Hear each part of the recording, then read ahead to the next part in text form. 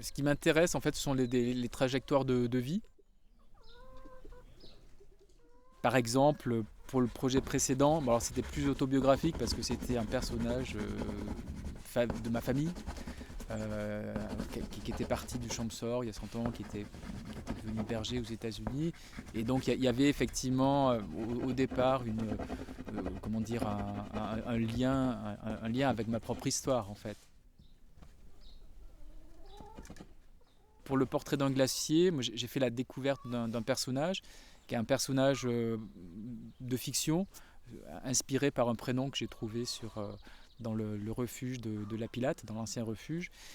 Et là, j'ai imaginé en fait une trajectoire. Et je pense que je mets effectivement des questionnements personnels dans ces trajectoires de vie qui sont inspirés de faits réels, mais pour lesquels j'imagine ensuite des trames plutôt fictionnelles, imaginaires. Portrait d'un glacier, c'est le nom pour tout le projet en fait. Sous Portrait d'un glacier, il y a effectivement les dessins, la peinture, les films d'animation, les textes, etc. C'est l'ensemble. Et ensuite, effectivement, il y a une trilogie. Il y a le premier film Angelo que j'ai réalisé donc un an après avoir séjourné dans le refuge de la Pilate. Puis j'ai réalisé 2 ans plus tard Piera.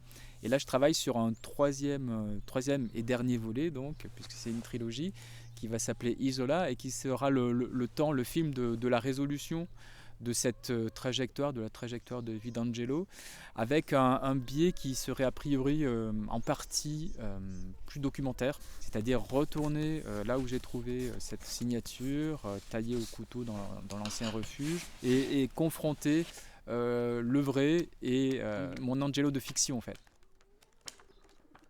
Je travaille avec des gens pour la partie sonore et musicale de mes films. Et c'est ce que le cinéma, je trouve, apporte de plus.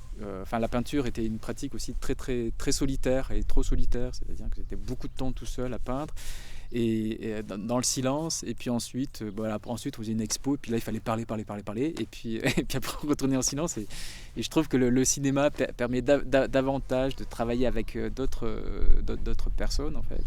Et puis aussi d'être plus en lien et d'ouvrir sa propre création.